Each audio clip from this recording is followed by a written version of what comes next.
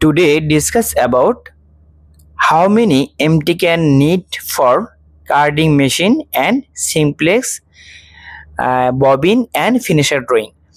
অর্থাৎ যেটা আমি বলতে যাচ্ছিলাম যে আজকে আলোচ্য বিষয় হচ্ছে যে আমরা ধরুন আপনার 16টি কার্ডিং আছে, এর জন্য আপনার কয়টা ক্যান লাগবে, টোটাল ক্যান যেটা যে হিসাবটা করা হয়, যে আপনাকে বলা হলো যে 16টা কার্ডিং আছে, এর জন্য আপনার টোটাল এমটি ক্যান কয়টা লাগবে।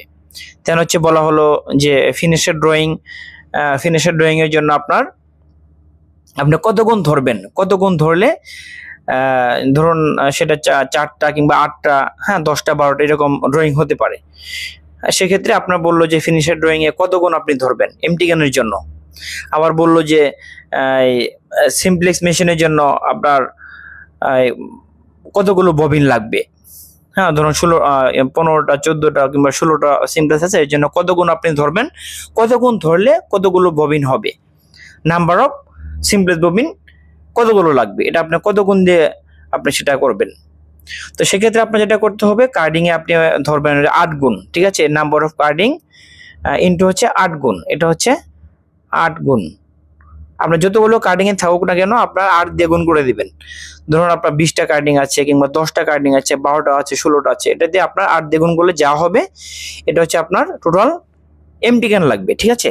নেক্সট হচ্ছে সিমপ্লেক্স ববিন কতগুলো লাগবে, ring spindle, total ring spindle ধরুন আপনার আছে হচ্ছে, আমি জাস্ট ফর এক্সাম্পল দিচ্ছি 50,000 স্পিন্ডেল আছে ধরুন, হ্যাঁ এর সাথে আপনি কি করবেন 1.4 দিয়ে গুণ করে দিবেন, তাহলে আপনার 70,000 পিস আপনার কি লাগবে, যে সিমপ্লেক্স ফ্রেম ববিন লাগবে। ওকে, আর যদি ফিনিশার ড্রয়িং এ বলে যে finisher drawing A total can কতগুলো লাগতে পারে, এই হিসাবটা কিন্তু আমাদের স্পিনিং এ লাগে, ঠিক আছে।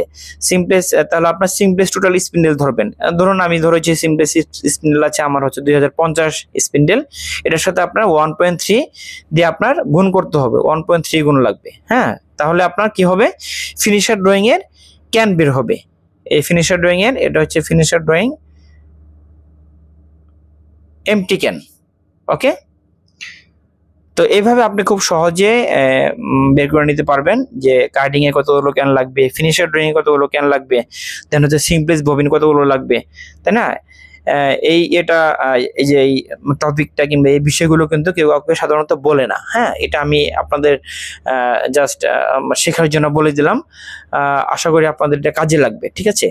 তো এই হচ্ছে আজকের টপিক, আশা করি বুঝতে পেরেছেন। আজকে এই পর্যন্তই, পরবর্তীতে নতুন একটি টপিক নিয়ে আসবো ইনশাআল্লাহ। ততক্ষণ ভালো থাকবেন, আল্লাহ হাফেজ।